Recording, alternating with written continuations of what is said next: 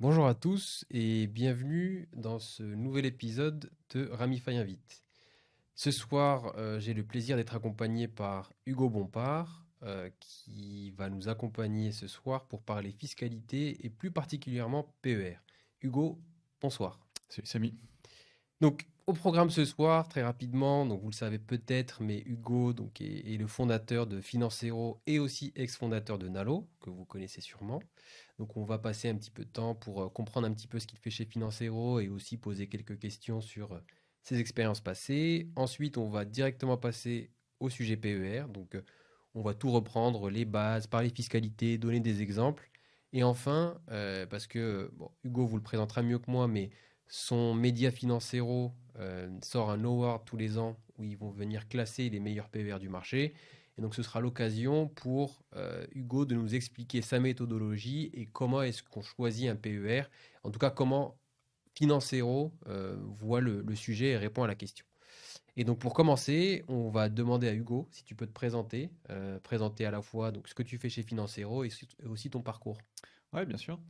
Bah, écoute, déjà, merci beaucoup pour cette présentation et cette invitation. Donc, moi, ça fait une bonne dizaine d'années maintenant que je gravite dans l'environnement des finances personnelles. Comme tu as dit, j'ai créé une plateforme d'investissement qui est un petit peu aujourd'hui concurrente de Ramify. Et lors de cette expérience, je me suis rendu compte qu'il y avait un problème, un vrai problème de pédagogie.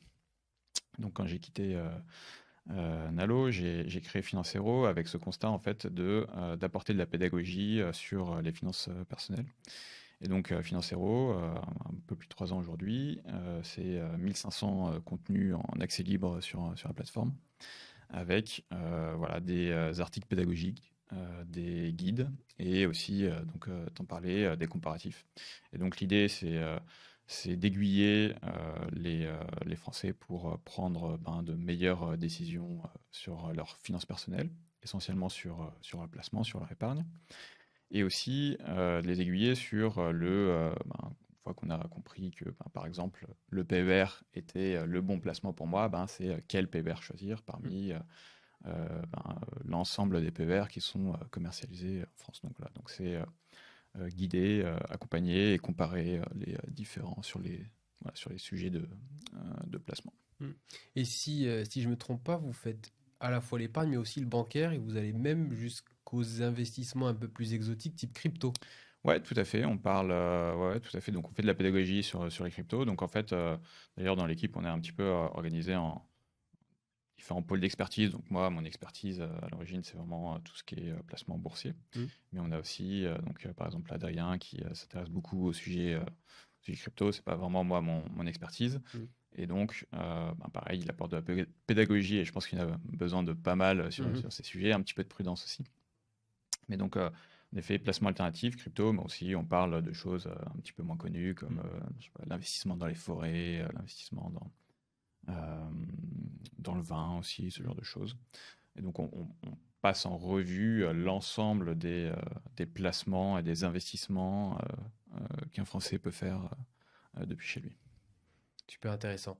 Et bon, j'en profite, je ne peux pas passer à côté de l'occasion de te poser une petite question. Tu l'as dit, Nalo est sur certains aspects concurrents de Ouais. Ramify.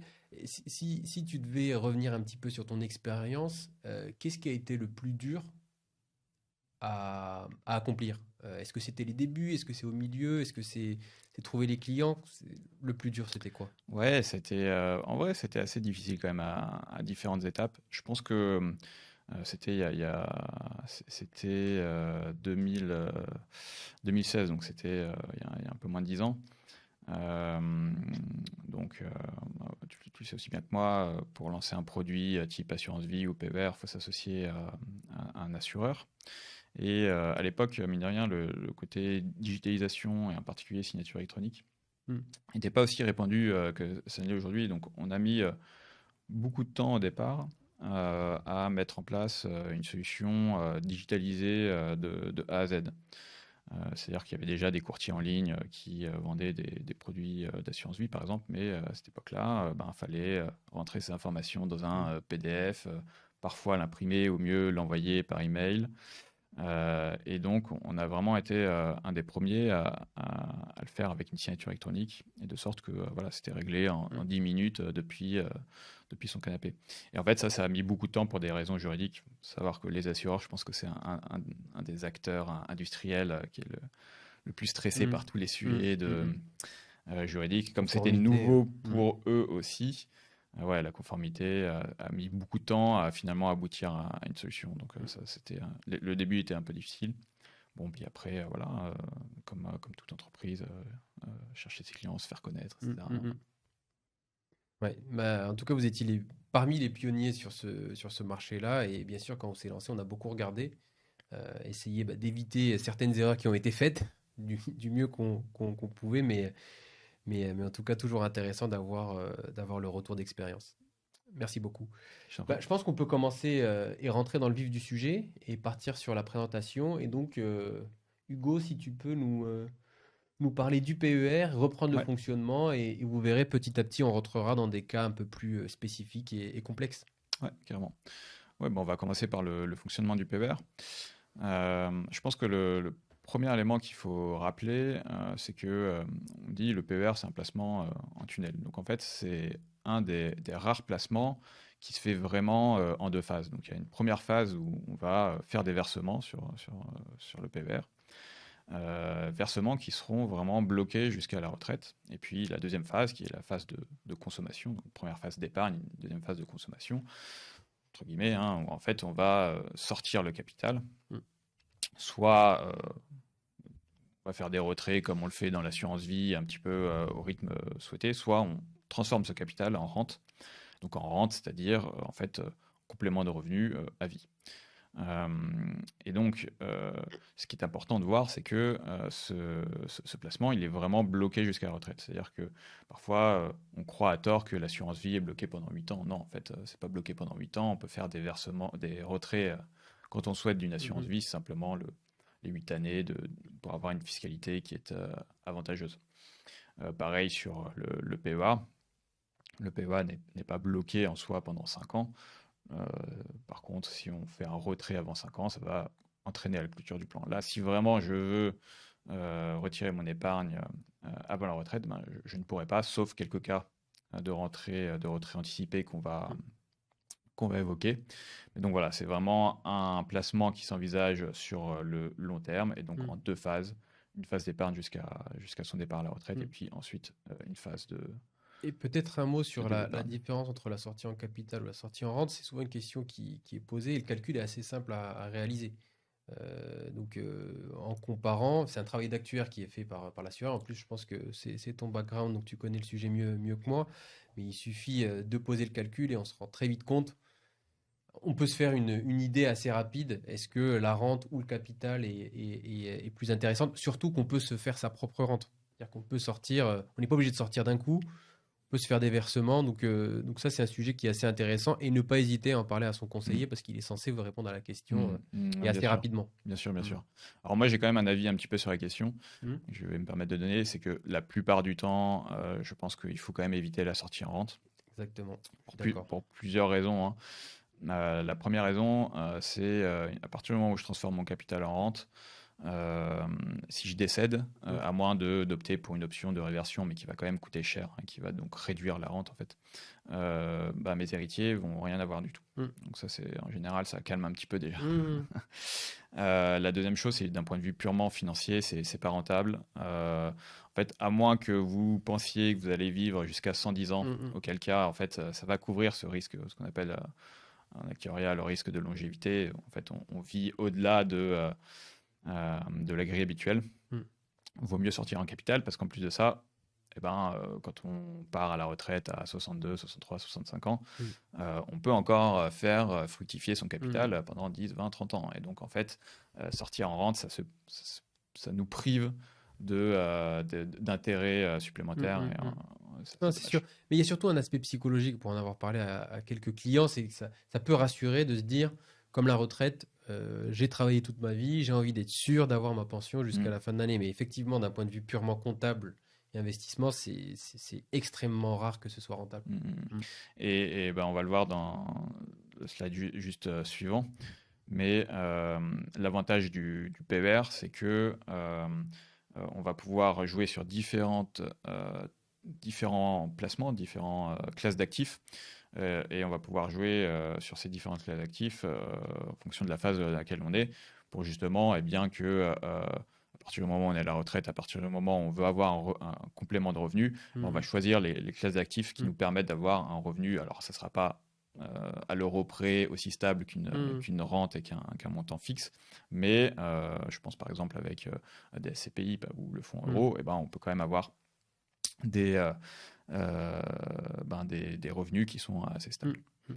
Donc du coup, là j'ai un petit graphique qui présente les différents investissements qu'on peut faire dans le cadre d'un PER, puisqu'en fait un PER c'est à l'image d'une assurance vie, c'est une enveloppe fiscale. Donc une enveloppe, ça veut dire que on va pouvoir mettre tout un tas d'investissements dedans. Et donc le PER c'est un placement dans lequel on peut faire plusieurs investissements.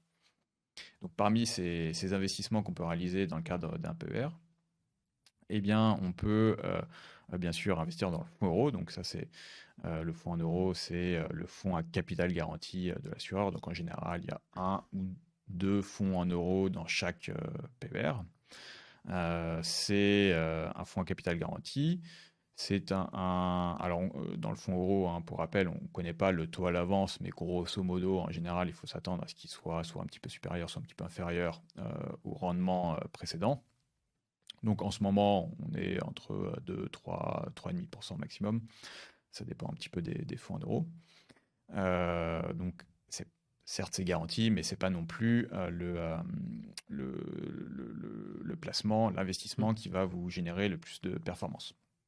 Si on veut davantage de performance, il faut se tourner vers les unités de compte. Donc là, les unités de compte, ça va être pas mal de choses différentes. Vous allez avoir des placements boursiers, des investissements boursiers, donc soit des ETF pour avoir moins de frais, soit des OPCVM un peu plus classiques. Ce sont des fonds d'investissement. Donc les ETF, je pense que si les gens connaissent Ramify, a priori ils connaissent. Hein, ce sont des fonds cotés en bourse qui répliquent des indices boursiers et qui ont l'avantage d'être à la fois très diversifiés et aussi d'avoir très peu de frais. Donc moi en général c'est ce que je privilégie pour investir en bourse. Et puis après on peut avoir d'autres types d'unités de compte qui sont les fonds d'investissement immobilier, donc par exemple des SCPI, il y en a d'autres, il y a aussi les SCI, les OPCI, etc. Mhm. On va dire les SCPI essentiellement. Et Mhm. puis si on veut diversifier, si on est un peu plus risk-taker, aller aussi sur des fonds de private equity. Mhm. Et peut-être juste un point Ouais, qui bien peut sûr. prêter à confusion. Tu parles d'OPCVM. On peut aussi mettre dans le PER des produits structurés qui sont en fait C'est des vrai. OPCVM à formule, si on veut le. Mais ça, les gens ont tendance à l'oublier et ça peut être très intéressant pour un certain type d'investisseur qui voit loin, qui va avoir un rendement connu à l'avance, entre 5 et Mm. 10% sans trop de prise de risque. Donc, c'est des choses qu'on propose aussi. Ouais, c'est vrai que je l'ai pas évoqué moi parce que c'est des produits qui sont en général un peu plus complexes et je pense qu'ils nécessitent pour le coup Mm, d'accompagnement, mm, vraiment d'un conseiller mm, mm, comme ceux de Ramify. En effet, c'est aussi une solution complémentaire. mm, Alors, ce qui est intéressant, c'est que voilà, on a une large palette dans le PER, et donc ce que je disais un petit peu tout à l'heure, c'est qu'on va pouvoir, en fonction de la phase dans laquelle on est, choisir soit plutôt la bourse, soit plutôt l'immobilier, soit plutôt le fonds euro, soit plutôt déstructuré, etc. mm, Et donc, moi, très globalement, ma recommandation, ça serait bien si, lorsqu'on est dans la phase d'épargne et plutôt au début de sa vie active, c'est vraiment de maximiser les produits à fort rendement, forte performance, donc les ETF pour la bourse, éventuellement aussi un petit peu de private equity. Pourquoi? Parce qu'on a le temps. Les fluctuations à court terme, c'est pas notre problème. Et on va comme ça maximiser le capital qu'on va pouvoir mm, accumuler à la retraite. Une fois qu'on est à la retraite, en général, ce qu'on veut, c'est un complément de revenu et avoir un petit peu de visibilité. C'est de dire, voilà, je sais que je vais pouvoir, par exemple, dégager de mon PER 1 000 euros par mois ou 2 000 euros par mois, etc. Bon, forcément, en fonction du capital qu'on aura accumulé. Donc là, on va pouvoir transformer son portefeuille pour quelque chose d'un peu plus sécurisé, et donc quelque chose avec plus de visibilité. Donc là, c'est intéressant, par exemple, d'avoir des fonds immobiliers, puisque l'avantage des SCPI, notamment, c'est de toucher des loyers. Donc les loyers, ils sont assez prévisibles d'un mois sur l'autre, d'une année sur l'autre. Et puis aussi, le fonds euro qui va vraiment apporter de la sécurité au portefeuille, notamment si, là pour le coup, le temps passant, on veut sécuriser une épargne pour se couvrir contre un risque de dépendance, par exemple. Et donc voilà, donc avec le PER, on va vraiment pouvoir couvrir tout ce chemin de vie, de la vie active jusqu'à... Oui, et se prémunir contre l'inflation de Bien sûr, 3% quand on est à la retraite. C'est pas énorme, mais ça permet de suivre le rythme. bien sûr. Mm. Alors, on a vu un petit peu le fonctionnement du PER. On va adresser un petit peu la question qui est assez vite centrale lorsque on parle de PER, qui est un avantage assez attrayant, qui est l'avantage fiscal, puisque dans le PER, vous allez pouvoir déduire vos versements de vos revenus imposables. Donc ça, c'est vraiment le gros avantage fiscal du PER. Et donc, on va rentrer un petit peu dans le détail de ce que ça implique. Pour bien comprendre, je pense que c'est important de rappeler ce qui est, comment on est imposé en fait sur le revenu, tout simplement, avec le barème de l'impôt sur le revenu. Donc, le voici. L'imposition sur le revenu fonctionne par tranche en fonction de nos revenus. Donc là, c'est le barème en fait qui est valable pour personnes célibataires. Dès qu'on a des enfants, etc., ça change un petit peu la donne parce qu'il y a le quotient familial, etc. Mais bon, grosso modo, ça donne une bonne idée de ce qui se passe. Et donc, par exemple, quelqu'un qui est donc un célibataire qui va gagner 100 000 euros de revenus imposables par an, va être imposé à 0% sur jusqu'à 11 294 euros, puis sur la tranche de 11 295 à 28 797, il va être imposé à 11%, et puis etc., jusque arriver dans son cas à la tranche à 41%. Et donc, dans son cas à lui, 41%, ça sera ce qu'on appelle le taux marginal d'imposition, qui sera dans la dernière tranche marginale d'imposition et aura le taux marginal d'imposition de 41%. Donc ce taux, il est important à connaître, puisque d'une certaine manière, à partir du moment où je vais faire un versement sur mon PER, je vais pouvoir, à partir de mon taux marginal d'imposition, comprendre ce que va permettre comme économie d'impôt mon PER. Et donc si je continue avec cet exemple de quelqu'un qui est dans la dernière tranche marginale d'imposition, donc à 41%, s'il verse 1 000 euros sur son PER, c'est 1 000 euros de moins qui vont être imposés, et donc c'est 410 euros dans cet exemple qui vont être économisés. Et donc, connaître son taux marginal d'imposition permet de connaître l'économie d'impôt qu'on peut espérer obtenir avec un PER. Donc c'est important de savoir. On peut faire des simulations, si on ne le connaît pas, on peut faire des simulations. Peut-être que d'ailleurs sur votre site, si on fait une simulation, vous donnez le taux. Oui, on donne le taux. On a même, je t'en avais parlé la dernière fois, mais on a créé un outil, et je pense que tu as une planche qui parle de ça, où en fait on fait le calcul directement après que le client ait uploadé son avis d'imposition. Donc on vient extraire à la fois les plafonds, mais aussi les informations quotient familial, etc. Et on fait la simulation. Et je pense que tu vas y venir, mais on force aussi... on force aussi, c'est pas qu'on force, mais ce qu'on préconise, c'est de ne pas forcément descendre en dessous des 30%. Mais ça, je sais que tu as une planche dessus, donc je te laisse, on en reparlera dans quel cas est-ce que c'est intéressant. Donc, j'ai un petit schéma ici, là, là on rentre, on va dire, dans le cœur du sujet. Donc, je vais essayer... Mais c'est important de bien comprendre comment ça marche, parce que ça paraît simple, mais une fois qu'on est rentré dedans, on se dit, ah ouais, si j'avais des choses que j'avais pas captées. Parce qu'il y a ce qui se passe à l'entrée, et puis ce qui se passe à la sortie aussi. Donc là, j'ai évoqué ce qui se passait à l'entrée, mais donc je vais essayer de détailler tranquillement ce schéma qui reprend vraiment les versements, puis les retraits, et donc la fiscalité à chaque étape. Donc dans cet exemple, on a une personne qui fait un versement de 10 000 euros sur son PER. Et donc, qui a des revenus imposables de 100 000 euros. Donc, on garde l'exemple sur lequel j'avais commencé. Donc, ces versements sur son PER, ils vont venir se déduire du revenu imposable. Et donc, au lieu d'être imposé sur 100 000 euros à l'année, il va être imposé à 90 000 euros seulement. Donc, cette personne, si on reprend le barème d'imposition, eh ben, c'est quelqu'un qui est dans la dernière tranche d'imposition, donc à 41%. Et donc, l'économie d'hier que ça va lui permettre de réaliser sur l'impôt, donc par exemple, si fait un versement à l'année N, ben, ça va être une économie sur son imposition à l'année N plus 1. Et donc, ça va être 4 100 euros d'économie, puisqu'il est, encore une fois, à la tranche marginale de 41%. Alors, je simplifie un petit peu, parce que je considère qu'il fait qu'un seul versement, mais bien sûr, ça, il peut le faire tous les ans, en fonction de son excédent d'épargne, voilà, en fonction de ce qu'il a envie de mettre sur son PER. Là, je suppose qu'il fait un seul versement pour simplifier et que le temps passe et on va pouvoir arriver au moment où il va pouvoir faire un retrait. Donc, on est le jour de la retraite. Et puis, on va dire que ces 10 000 euros de versement ont généré une plus-value de 50%. Donc, voilà, on suppose sur une dizaine d'années à peu près, ça paraît tout à fait vraisemblable.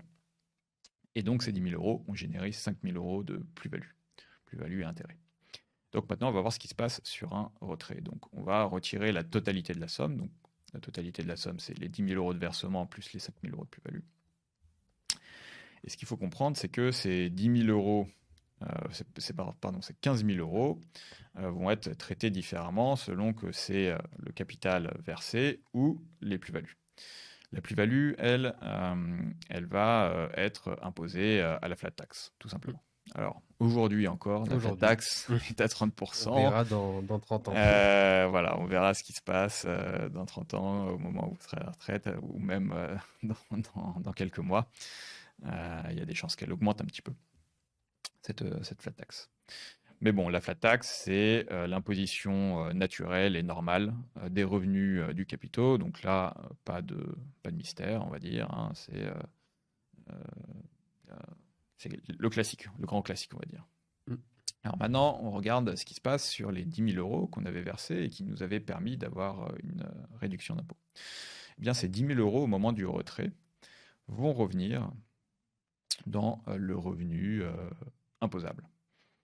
Et donc, là, je prends l'exemple de quelqu'un qui, à sa retraite, ne touche qu'à peu près 50% des revenus qu'il avait lorsqu'il était à sa vie active, ce qui est assez classique, encore une fois. Alors, si vous êtes fonctionnaire, vous allez avoir un taux de remplacement qui sera supérieur à ça. Et si vous êtes dans le privé, bon, il faut s'attendre autour de 50%. Et puis, si vous êtes profession libérale, il faut plutôt s'attendre à moins. Et donc, ce que je disais, c'est que ces 10 000 euros vont venir s'ajouter aux revenus imposables et vont être imposés. Donc, en fait, ils vont venir augmenter les impôts alors qu'ils avaient réduit au départ. Tout l'intérêt du PER, c'est que à la retraite, a priori, on aura des revenus qui seront moindres et donc une imposition qui sera elle aussi moindre. Donc, dans ce cas-là, ce monsieur ou cette dame est passé à une tranche marginale d'imposition qui est inférieure et qui est à 30%.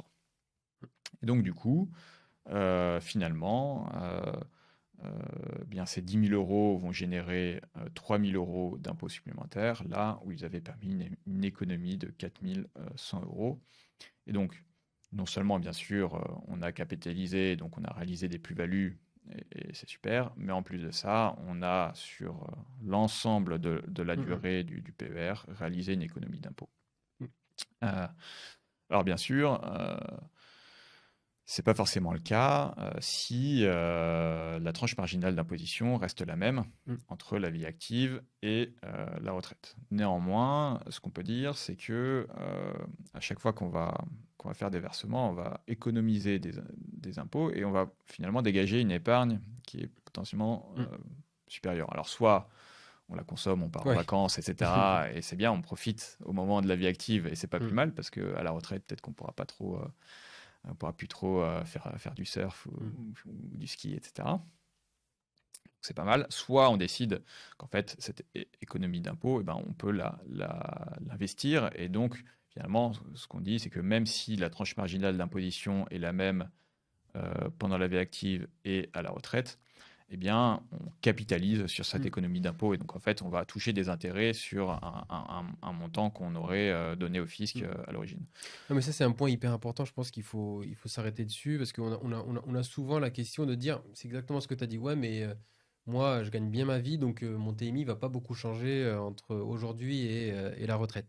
Mais effectivement, il faut vraiment le voir comme il y a un double effet, c'est j'ai plus de pouvoir d'achat aujourd'hui, si je décide de le consommer, mais surtout, c'est l'effet capitalisant. L'État nous fait crédit d'une partie de nos impôts à condition qu'on l'investisse. Qu'on va pouvoir investir, tout à fait. Grosso modo. Donc c'est un effet de levier, comme ça pourrait l'être pour l'immobilier, où tout le monde est très content de pouvoir aller voir sa banque. Là, c'est l'État qui dit, je vous laisse encore mieux 40% de vos revenus sur les 10% de vos revenus que vous pouvez défiscaliser. Et ça, l'impact sur 30 ans, il est énorme. Et il faut faire la simulation pour s'en rendre compte. On ne parle pas de 500 € ou 700 €. Non, on parle de plusieurs dizaines de milliers d'euros si on investit sérieusement pendant 30 ans. Et c'est un aspect assez important à rappeler, en tout cas qu'on rappelle à nos clients dès qu'on en a l'occasion. Oui, tout à fait. Alors après, tout l'arbitrage, ça va être de dire entre, par exemple, une assurance vie ou un PER. L'assurance vie va permettre de réduire la partie imposition sur la plus-value, là où le PER va permettre de capitaliser sur des économies d'impôts. Donc c'est là où c'est important de faire une petite optimisation, comme vous le faites avec votre outil, pour voir ce qu'il y a de plus pertinent. Et on parlera en effet des cas où c'est plus pertinent d'ouvrir un PER ou pas. Voilà, j'espère que j'ai été clair sur ce schéma. N'hésitez pas dans le chat à poser des questions, peut-être avec d'autres exemples, etc. On pourra revenir dessus à la fin si vous le souhaitez. Alors, il faut voir que cette économie d'impôt qu'on peut faire annuellement en versant sur le PER, elle est quand même plafonnée. C'est-à-dire que je ne peux pas complètement effacer la totalité de mes impôts si je fais des gros versements chaque année. Grosso modo, ce qu'il faut retenir, c'est que c'est plafonné à 10% de vos revenus professionnels. Donc, si je reprends mon exemple, quelqu'un qui a 100 000 € de revenus professionnels, va pouvoir verser jusqu'à 10 000 € par an. En tout cas, il aura le droit à une défiscalisation jusqu'à 10 000 €. Il peut verser davantage, mais s'il verse 20 000 €, l'économie d'impôt sera calculée sur les 10 000 € et les 10 000 € supplémentaires ne permettront pas d'avoir une économie d'impôt. Donc ça devient un petit peu moins intéressant. 10 000 € qu'il vaut mieux donc mettre en assurance vie. Voilà, si à ce moment-là, ouais, tout à fait. Donc là, ça vaut mieux faire un mix. Alors pour ceux qui ont vraiment des très très gros revenus, il faut savoir qu'il y a quand même un maximum qui est calculé en fonction du plafond de la sécurité sociale. Je passe un petit peu les détails. Grosso modo, en ce moment, c'est autour de 35 000 € au maximum. Donc ça veut dire quoi? Ça veut dire qu'au-delà de 350 000 € annuels de revenus imposables, vous êtes plafonné.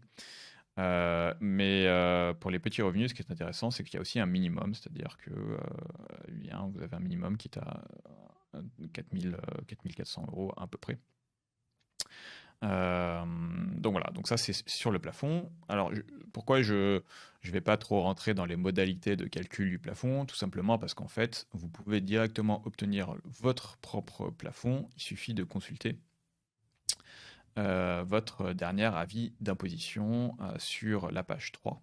Vous avez ici, j'ai mis un exemple, une section qui s'appelle plafond d'épargne retraite. Et si jamais vous n'avez jamais ouvert de PER, vous allez voir qu'il y a en fait plusieurs lignes, puisque donc là on est sur un avis 2024. On remonte jusqu'à 3 ans en arrière, et donc ça veut dire que au moment où vous allez ouvrir votre PER, vous pouvez remonter jusqu'à cumuler les 3 derniers plafonds en fait. Donc il y a un effet de rattrapage. Donc ça c'est assez intéressant d'en profiter c'est bien d'essayer d'en profiter au maximum au moment où vous ouvrez votre PER, puisque forcément, ensuite, ce cumul va baisser à partir du moment où vous versez une première fois sur votre PER. Ça décale d'1 an. Voilà, exactement.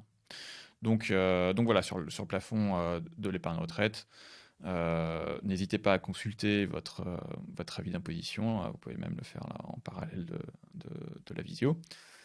Comme ça vous donnera une idée de ce que vous pouvez obtenir comme. Mm. Donc c'est pas attention, hein, c'est pas la réduction d'impôt, mais c'est le montant que vous pouvez déduire de votre revenu imposable. Alors, on va aborder un petit peu les cas de sortie anticipée. Puisque je vous disais au départ que le PER, il est bloqué jusqu'à la retraite et que c'est quand même un élément important à avoir en tête. Alors, il y a deux types de retrait anticipé. Il y a le retrait anticipé pour l'achat de votre résidence principale. À savoir que c'est pas obligatoire d'acheter, d'être primo-accédant, hein. Ça peut être, à partir du moment où vous achetez votre résidence principale, ça peut débloquer votre PER. Et puis vous avez tout un ensemble de cas un peu moins rigolos, puisque ce sont grosso modo ce qu'on appelle des accidents de la vie. Donc ça peut être le décès du conjoint. Donc si jamais votre conjoint, marié ou pacsé décède, vous pouvez débloquer votre PER. Ça peut être l'invalidité. Hein. Donc si jamais voilà, vous ne pouvez plus travailler, vous avez une invalidité sévère, vous pouvez débloquer votre PER. C'est également valable pour le conjoint. Ça peut être la fin des droits d'allocation au chômage. Attention, hein, c'est pas juste perdre son emploi et s'inscrire à France Travail. C'est vraiment arriver au bout des droits d'allocation chômage. C'est aussi valable pour les situations de surendettement et pour ceux qui ne sont pas salariés mais qui ont une activité de chef d'entreprise ou profession libérale. C'est cessation d'activité suite à une liquidation professionnelle qui permet de débloquer le PER. Alors, ce qu'il faut voir, c'est que ces deux types de cas de sortie anticipée vont avoir un traitement fiscal radicalement différent. En fait, dans le cas d'un accident de la vie, vous n'avez pas de rattrapage fiscal sur les sommes que vous avez déduites de vos revenus. C'est-à-dire que tout ce que vous allez gagner en termes d'économie d'impôt, ça sera définitivement acquis. Donc, pour rappel, hein, on avait vu dans l'exemple, dans le schéma précédent, que lorsqu'on fait un retrait, les sommes qu'on a déduites des impôts va revenir intégrer l'impôt sur le revenu. Là, ça ne sera pas le cas. Et donc, d'une certaine manière, ce qu'on peut dire, c'est que le PER joue un petit peu le rôle d'une assurance. Une assurance en cas de décès du conjoint, une assurance en cas d'invalidité, puisque on va faire énormément d'économies d'impôts. Et si jamais il nous arrive un problème, cette économie d'impôt ne sera pas reprise. Et donc, voilà, ça sera un petit peu une manière d'atténuer les problèmes liés à ces accidents de la vie. Donc ça, c'est intéressant, ne serait-ce que pour ça, finalement, le PER est une assurance gratuite. Hein, puisque une assurance, si vous êtes par exemple profession libérale et que vous souscrivez à une assurance invalidité, ça va vous coûter relativement cher. Là, vous pouvez le faire avec le PER. Le deuxième cas, c'est le cas donc, de l'achat de résidence principale. Et pour le coup, le traitement fiscal est très différent, puisque là, si vous décidez de casser votre PER pour acheter un bien immobilier en résidence principale, la somme va être réintégrée à votre revenu imposable. Et donc là, il faut voir qu'il peut y avoir un petit peu un piège. Il y a certains conseillers bancaires qui aiment bien dire que vous pouvez utiliser le PER pour vous constituer un apport, par exemple. Attention, parce que imaginons que vous ayez accumulé, je sais pas moi, 50 000 euros sur votre PER et vous décidez d'en faire votre apport. Ces 50 000 euros vont être ajoutés à votre revenu imposable.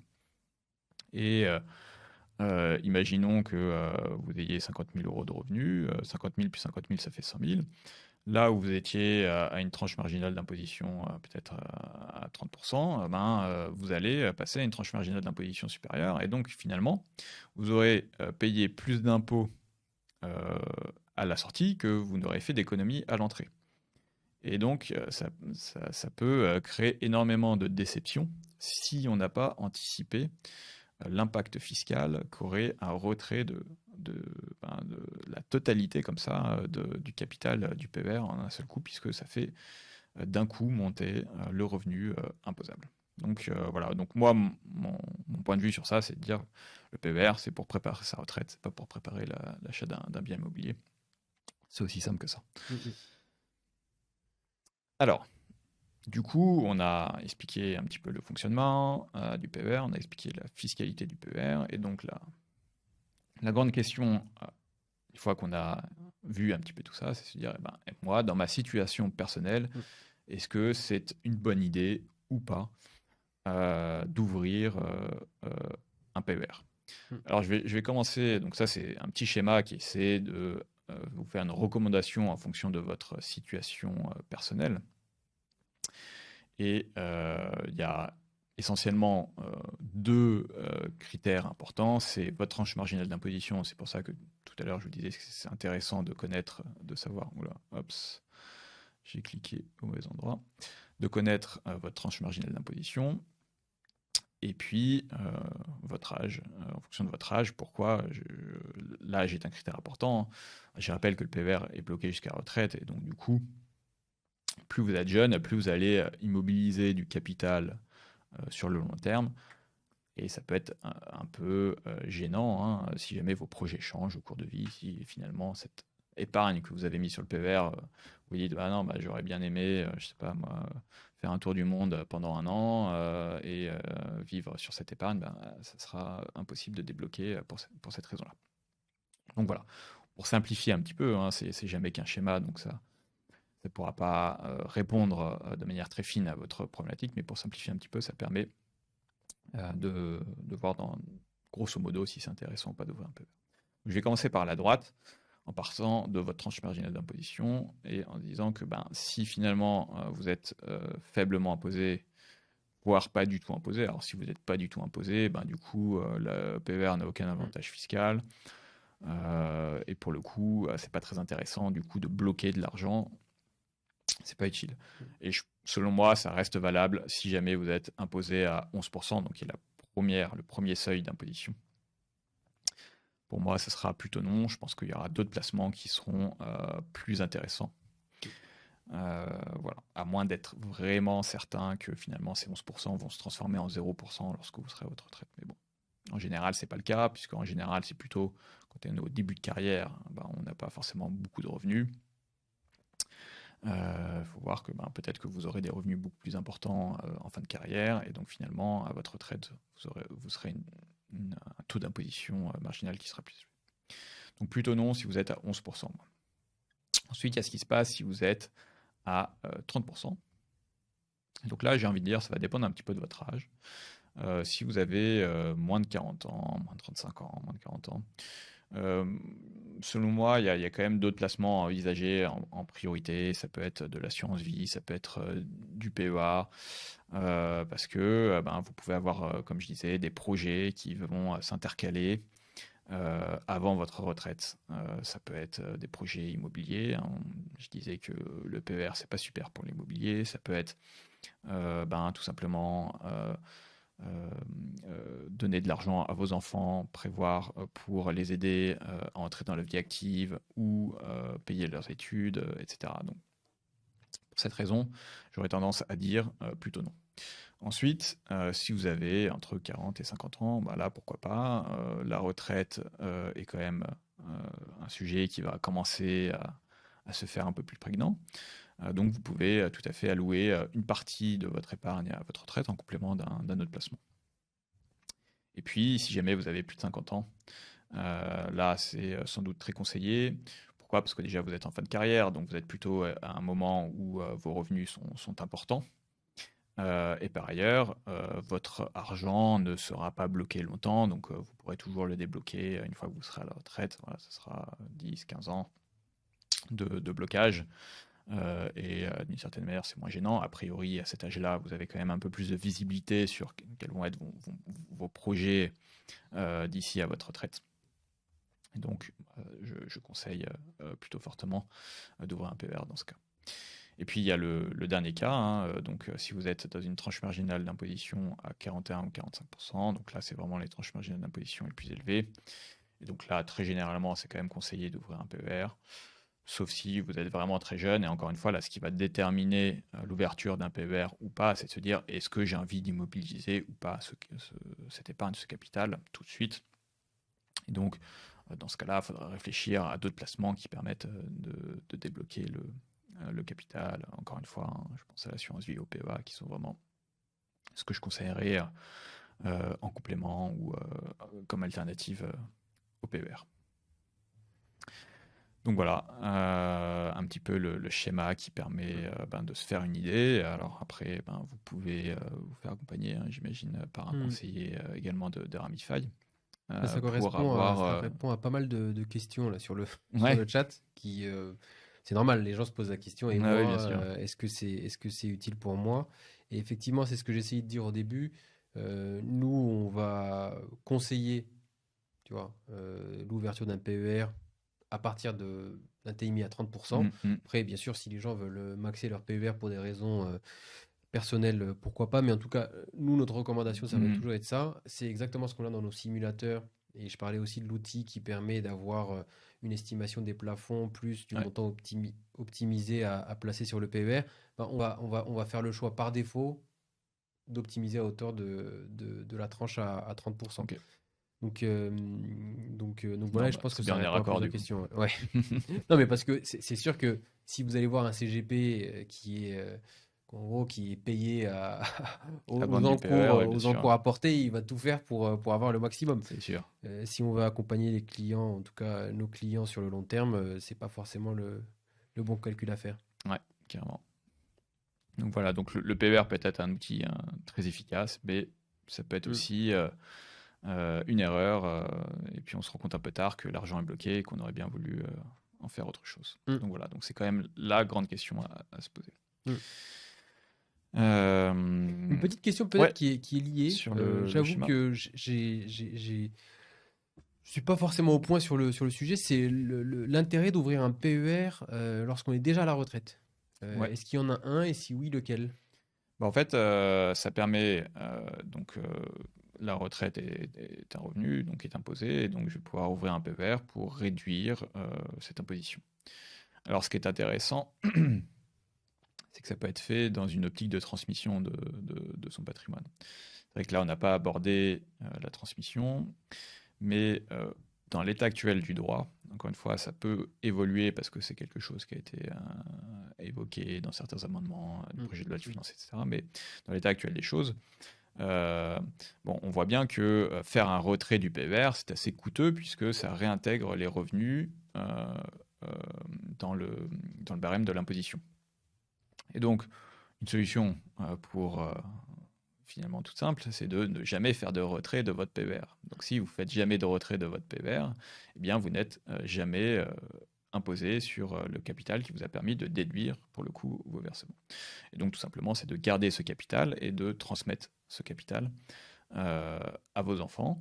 Et donc dans ces cas-là, c'est assez magique parce qu'en fait, vous aurez fait une économie d'impôt tout au long de votre vie active en faisant des versements, et le capital va être transmis euh, sans reprise de l'imposition de cette économie d'impôt que vous aurez fait. Alors pour détailler quelques mots sur comment ça va se passer sur la fiscalité de ce capital qui va être transmis, en fait, si jamais vous décédez avant 70 ans, c'est les fameux abattements de l'assurance vie qui s'appliquent avec 152 000 euros par bénéficiaire, etc. Pour les Donc, PER assurantiels. Parce pour que les pareil, il y a PER, des oui, PER c'est vrai, bancaires ouais, tout à fait, tout où à fait. on n'en parle pas, mais ouais, Ouais, c'est pour ouais, les ouais. PER C'est assurantiels. assez rare, mais tu Mm. as raison de le Mm. préciser pour les PER assurantiels, donc comme le vôtre, par exemple, Mm. comme la plupart quand même des Ouais, PER. la grande majorité. Ouais. Donc, décès avant 70 ans, c'est assez avantageux. Bien sûr, on le souhaite à personne. Et donc, la plupart du temps, ce qui se passe, c'est finalement décès après 70 ans, et c'est tout simplement réintégré dans l'assiette successorale. Et donc, du coup, c'est une fiscalité classique qui s'applique. Mais encore une fois, il n'y a pas de reprise de l'avantage de la déduction d'impôt que vous aurez fait. Et donc, quelqu'un qui est à la retraite, qui finalement pas besoin voilà, qui a des excédents d'épargne et qui peut mettre de l'argent de côté, il peut le faire dans un PER, ça va réduire son imposition, et puis après il pourra transmettre par exemple ce patrimoine Super clair. à son décès. Super clair. On peut continuer. Ok, cool. Eh bien, du coup, voilà, on a répondu à la question de savoir si vous deviez ouvrir un PER ou pas. En tout cas, j'espère qu'on a éclairé un petit peu vos lanternes là-dessus. Et reste à savoir eh bien quel PER choisir. Alors nous, c'est un des sujets qu'on traite sur Financero, puisque chaque année, on remet des awards à peu près à une dizaine, 10, 15 placements par thématique. Donc, entre 10 et 15 PER, entre 10 et 15 assurance vie, entre 10 et 15 courtiers en bourse, etc. Donc l'idée pour nous, c'est de faire vraiment une revue de l'ensemble des placements qui sont commercialisés en France, de les analyser sur des critères quantitatifs et qualitatifs, et puis de dire, bon, bah voilà, quels sont les meilleurs PER. Alors on essaie aussi de répondre en fonction des besoins. Typiquement, on a une section PER en gestion libre, une gestion PER en gestion pilotée. Et donc cet award elle permet d'identifier les meilleurs PER, en l'occurrence, mais aussi les meilleures assurances vie, etc. Alors, quels sont les critères à regarder? En tout cas, quels sont ceux qu'on regarde? Eh bien, d'un point de vue quantitatif, c'est bien sûr d'abord les frais. Pour moi, c'est vraiment le critère le plus important, enfin un des critères les plus importants. Aujourd'hui, vous avez encore des PER, si vous allez à votre banque, qui pratiquent des frais d'entrée, qui vont avoir des frais de gestion qui sont très élevés. D'ailleurs, il y avait une question sur le Ouais. chat à propos de ça qui disait, et je pense que c'est ce que tu dis, hein, c'est le marché qui fait que ça donne cette image, mais vu que le PER est un produit plus récent et beaucoup distribué par les banques, moins par les courtiers, en tout cas par rapport à l'assurance vie, Mm. là, on a une question qui dit, enfin une remarque qui disait, ouais, mais le PER coûte plus cher qu'une assurance vie, donc au final sur 30 ans, alors que c'est pas forcément le cas. Si on cherche un peu, les prix sont à peu près les mêmes. Non, entre PER et assurance vie, alors peut-être que certains en profitent un petit peu parce qu'il y a, Mm. il y a l'avantage fiscal et donc ils font passer par exemple des frais d'entrée plus importants. Ça passe mieux quand voilà, donc ils gagnent, ils vont récupérer l'économie d'impôt que vous allez faire. Mais en général, un PER et une assurance vie chez un même acteur, les frais vont être équivalents. D'ailleurs, je pense que chez vous, ça doit être très similaire aussi. Je pense que vous pratiquez la même structure de Oui, c'est à frais. peu près, la même tarification que La l'assurance même vie. tarification, voilà. Donc entre l'assurance vie et le PER, il n'y a pas trop de différence. Ça peut être vrai sur un PEA, parce qu'en général, les enveloppes bancaires sont un peu moins chères. PEA compte titre, donc là, vous allez potentiellement avoir un peu moins de frais. Mais entre PER et assurance vie, c'est vraiment la même structure de frais, c'est vraiment les mêmes frais à regarder. Donc vous avez les frais d'entrée à éviter déjà. Si vous avez un PER avec des frais d'entrée, ça dégage.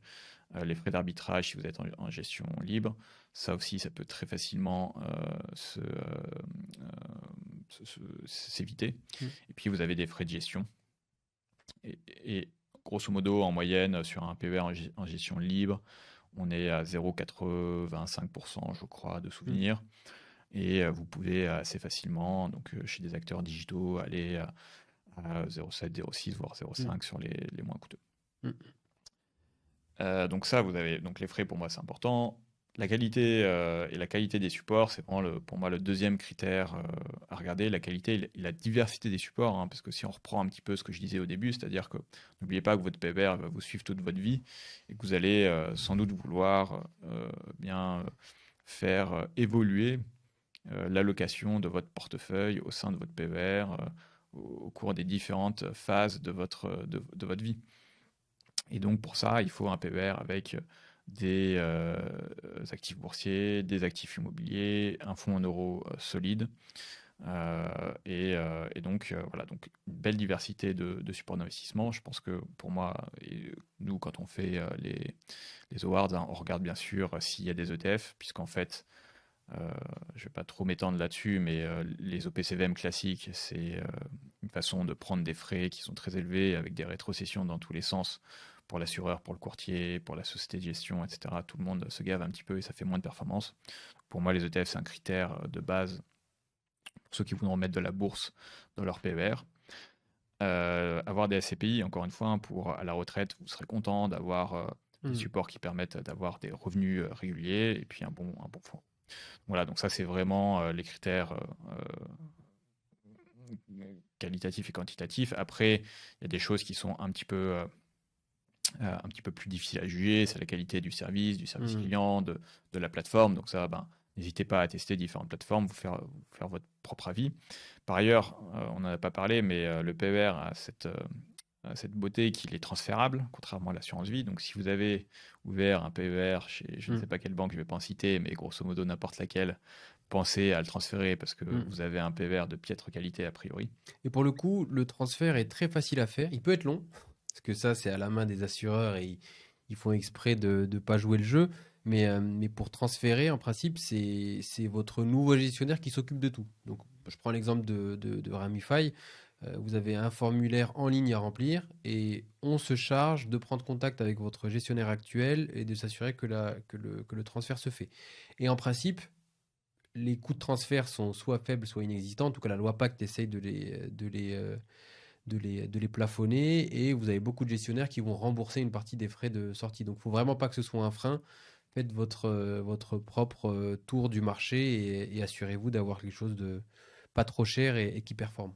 Ouais, non, clairement. Clairement, c'est bien si vous avez déjà un PER, le mal n'est pas fait, vous pouvez tout à fait le transférer et comparer votre PER actuel à ce qui se fait par ailleurs. Ensuite, un critère important, c'est de savoir si vous voulez déléguer la gestion de votre PER ou si vous êtes plutôt assez à l'aise pour le gérer par vous-même. Si jamais vous souhaitez le déléguer, pour regarder la qualité de la gestion pilotée, bien sûr, qui sera dans le PER. Alors, ce qu'il faut savoir, c'est que dans le PER, la loi impose une gestion, au moins la possibilité d'une gestion à horizon. Donc, ce qu'on appelle une gestion à horizon, c'est l'idée que le risque, le niveau de risque de votre portefeuille va décroître au cours du temps. Ça reprend ce que je disais au début de la présentation, c'est-à-dire que au départ, c'est normal de prendre plus de risques, et puis une fois que vous êtes à la retraite, d'avoir moins de risques pour stabiliser votre capital et vos rendements. Donc, c'est pour moi une très bonne chose que d'avoir une gestion à horizon dans un PER. Ou alors, ça s'appelle Ouais. aussi, parce que c'est ça le problème aussi des contrats assurantiels, c'est qu'il y a des noms dans tous les sens. Et ce que nous on fait, et je sais que Nalo l'avait fait aussi, c'est l'équivalent, mais c'est la sécurisation progressive. Exactement, ouais. Donc ça porte un autre nom, mais c'est au final à peu près la même chose. Exactement. En fait, la gestion à horizon met en place une sécurisation progressive au cours du temps, en fonction de l'horizon d'investissement. Donc ça revient exactement au même, c'est deux mots pour dire la même chose, tout à fait. Et moi, mon critère principal pour juger d'une gestion pilotée, c'est le type de support qui vont être inclus dans cette gestion pilotée. Et bien sûr, une gestion pilotée qui n'est pas à base d'ETF, 100%, en tout cas sur la partie boursière, pour moi, ce sera une gestion pilotée en laquelle je ne peux pas avoir confiance, puisqu'en fait, ce qu'il faut bien comprendre, c'est que donc si c'est pas des ETF, c'est des OPCVM classiques, je sais pas moi, un fonds de la financière de Chéquier ou de Amundi. Alors Amundi, ils font des ETF et des Rothschild. Rothschild, voilà, très bien. Je veux pas m'attirer les fous. C'est bien d'en citer plusieurs. Et donc, ce qu'il faut comprendre, c'est que dans ces fonds-là, il y a une rétrocession des frais de gestion qui sont perçus par le fonds. Et donc, de facto, se pose la question de savoir si le gérant, la personne qui constitue votre portefeuille, va choisir les fonds les plus performants ou va choisir les fonds qui le rémunèrent, lui, le plus. Donc voilà, donc il y a un énorme conflit d'intérêts parce que à cause de ce système de rétrocession, alors que sur les ETF, comme il y a beaucoup moins de frais, en fait, il n'y a pas de rétrocession. Et donc vous savez qu'à minima, le gestionnaire de votre PER va constituer un portefeuille, il va faire le mieux qu'il peut pour obtenir la meilleure performance en fonction du risque adéquat pour votre profil. Et donc pour moi, ça c'est un gage de confiance, et en l'occurrence c'est aussi un gage de performance, puisque comme il y a moins de frais, il y a plus de performance à la fin. Et donc ce qu'on voit, nous, quand on fait des comparatifs de gestion pilotée, c'est tout simplement que les gestions pilotées à base d'ETF s'en sortent mieux que les autres. Ça, c'est un critère important. Et bien sûr, encore une fois, je reviens toujours un petit peu à la même chose, mais il ne faut pas non plus qu'il y ait que des ETF, puisque le jour où on va vouloir sécuriser son portefeuille, il faut qu'il y ait soit du fonds euro, alors ça peut être des ETF obligataires aussi, c'est intéressant, soit des SCPI, etc. Donc pouvoir compléter ce noyau dur, on va dire, d'ETF avec d'autres supports d'investissement. Et même, j'ajouterais peut-être un dernier point, même d'un point de vue philosophie d'investissement, faire de la gestion pilotée en choisissant des fonds actifs donc qui ont déjà des gérants, c'est un peu déléguer le travail à des gérants, alors sauf si on fait vraiment on va aller choisir les fonds, ce qui est rarement le cas. Mais c'est accumuler des couches de frais et promettre quelque chose qu'on délègue à quelqu'un d'autre qui va coûter plus cher. Ouais, tout à fait, accumuler des couches de frais et des erreurs humaines aussi, puisque à partir du moment où vous allez choisir tel fonds de tel gérant, parce que soi-disant c'est un bon gérant, mais en fait il a eu de la chance 3 années de suite, et puis le jour où vous l'avez mis dans votre portefeuille, il s'est complètement planté sur ses convictions ou je ne sais quoi, et ben voilà, vous allez en fait, finalement vous apporter un risque supplémentaire qui est un risque humain dans votre portefeuille. Exactement. Écoute, super, il nous reste pile 5 minutes pour répondre à quelques questions. Donc, Super. j'ai regardé pendant l'heure et il y en a beaucoup qu'on a déjà couvert. Donc je vais essayer de faire assez vite pour pouvoir et libérer les gens et te libérer surtout. Donc on a répondu PER retraite, réponse très claire et très, très complète. Une question qui est plutôt pour moi. On a Pierre qui demande l'âge limite accepté par l'assureur. Donc ça dépend de l'assureur. Je peux vous répondre pour le nôtre, c'est 67 ans. Donc pour ouvrir un PER, qu'on soit à la retraite ou Et vous pas. acceptez les versements après 67 ans? Oui. Ouais, ok. C'est A priori, l'ouverture, oui. c'est vraiment l'ouverture. Ouais, c'est ça. Ensuite, donc plusieurs questions. TMI, 30%. Donc ça, je pense qu'on a passé pas mal de temps dessus. Si j'en oublie, n'hésitez pas à me les renvoyer. Mais je pense qu'on a pas mal couvert ce point-là. Les frais qui sont plus élevés sur le PER que l'assurance vie, c'est pas le cas. Peut-être sur le PEA, oui, mais pas l'assurance vie. Ensuite, Encore une fois, hein, ça peut être un PER dans votre banque qui aura des frais plus élevés qu'une assurance vie chez un courtier en ligne. par exemple. Ça, c'est sûr. Ensuite, on a une question, mais qui a été répondue par Philippe. Merci beaucoup. Donc, je vois qu'il y a des échanges au C'est sein bien, ils font du. le travail à Ouais. notre place. Et une question par rapport à l'acquisition de la résidence principale. Est-ce que la sortie en capital est obligatoirement totale ou est-ce qu'elle peut être partielle? C'est une bonne question. Partielle. Je crois qu'elle est partielle. Ouais, partielle est possible. Ouais, je confirme. Par rapport au décès, ça, on a répondu à la question. Une question de Bruno qui demande je pars à la retraite en juin 2025, est-ce que je peux ouvrir un PER? Oui, à condition, en tout cas avec nous, d'avoir moins de 67 ans. Mais effectivement, une fois quand on est dans vie active ou pas, c'est plutôt une limite d'âge. Encore une fois, sur la sortie. Et ensuite, quand on demande le transfert d'un PERP, est-ce qu'on bénéficie de la reprise d'antériorité? Il me semble que oui. Il faudrait que je vérifie, mais il me semble que oui. C'est Isabelle qui pose la question. Et ensuite, une dernière question, c'est la différence entre un PER assurantiel et un PER bancaire. Quelles sont les différences? Alors, il y en a pas mal hein, pour le coup. Je ne sais pas si je vais réussir à les lister toutes. La première, c'est qu'il n'y aura pas de fonds euros dans un PER bancaire. Le fonds euro est un produit assurantiel. Il y a des différences donc, du coup, à la succession. On les a évoqués un petit peu. Donc, PER bancaire, a priori, vous aurez simplement le régime successoral classique, même si vous décédez avant 70 ans. Et a priori, sur un PER bancaire, vous n'avez pas la possibilité de le transformer en rente viagère. Alors, même si, encore une fois, on l'a dit, c'est pas forcément le meilleur avantage du PER, mais vous n'aurez pas cette possibilité, à moins de faire un transfert au moment où vous voulez le transformer en rente viagère, vous le transférez auprès d'un PER assurantiel. Mais en tout cas, un PER bancaire peut se transférer auprès d'un PER assurantiel. Donc, Et aussi, on a une petite différence, mais bon, c'est quand même, on parle d'événements qui, avec une probabilité d'occurrence assez faible, c'est les garanties. D'un côté, le PER bancaire a une garantie bancaire, donc de 100 000 euros, et c'est pas le même organisme qui couvre, alors que le PER assurantiel, lui, il a une garantie assurantielle qui est de 70 000 euros. Donc voilà, il y a des petites différences. Après, aussi d'un point de garantie, vue juste peut-être pour préciser, Ouais. garantie en cas de faillite, ou de en cas l'institution financière. de défaillance de l'institution auprès de laquelle vous avez ouvert votre PER. Exactement. Et j'essaye de voir, ouais, et d'un point de vue offre, alors il y a beaucoup moins de PER bancaires, beaucoup moins Clairement. digitalisé, mais ça s'explore hein, en fonction des cas d'usage, ça s'explore. En tout cas, le plafond est commun. Ensuite, on avait une. Alors, ça va être la dernière question, je suis désolé parce qu'on est obligé de finir à 19h. C'est la question d'Alexandre. Je pense que c'est une question importante, c'est plutôt une remarque. Par rapport au graphique que tu as montré, si tu peux repasser Alors dessus. celui-là ou Voilà. le précédent? Alors, il faut pas prendre au mot Bien sûr, oui. les dates et les chiffres. C'est vraiment directionnel pour donner une idée.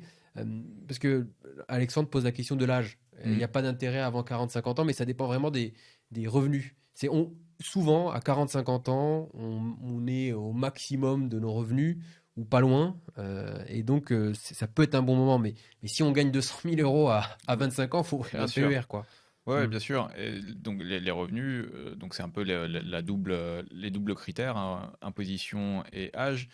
Mais l'âge, moi, donc en effet, il est à titre d'indicatif, à titre indicatif, et je le mets ici plus en fonction de vos projets. C'est-à-dire que si vous avez 25 ans et que vous gagnez très bien votre vie, ça peut être intéressant d'ouvrir un PER à condition de se dire, bah, finalement, cet argent, je l'immobilise jusqu'à la retraite. Peut-être qu'à 25 ans, vous avez potentiellement d'autres projets. Donc, la question, on aurait pu le mettre un petit peu différemment, c'est à quel point vous êtes serein et sûr du fait de placer cet argent pour votre retraite, plutôt que votre âge. Peut-être qu'à 25 ans, vous êtes super organisé, un petit peu en mode militaire, minimaliste, etc. Et vous savez que vous voulez prendre votre retraite le plus tôt possible, etc. Et que vous avez vraiment envie de mettre de l'argent de côté pour votre retraite. Dans ce cas-là, pourquoi pas, ouais, ouais, ça s'envisage. Mais voilà, faut avoir en tête que c'est bloqué. Et c'est pour ça qu'en général, quand on est jeune, je dis, il y a peut-être d'autres projets qui vont s'intercaler, quoi. Mm, exactement. Et pour finir, par rapport à l'antériorité, alors oui, j'ai la confirmation. Ça rentre dans le cadre de la loi Pacte, donc un PERP, donc plan épargne retraite populaire, est transférable vers un PER, Oui, et bien sûr, on garde l'antériorité, sinon ça ne ferait pas sens. Donc voilà, on a 1 minute de retard, on a essayé de tenir les délais. Merci beaucoup Hugo, c'était super merci à toi. intéressant, pas mal de questions, et bah, à bientôt, Ouais, j'espère. avec plaisir. Merci beaucoup. Et bonne Mm, soirée à tous. merci, bonne Et soirée. rendez-vous au prochain rendez-vous qui sera, il me semble, début janvier. Jusqu'au fait, on fait une petite pause de webinar. Bonne soirée.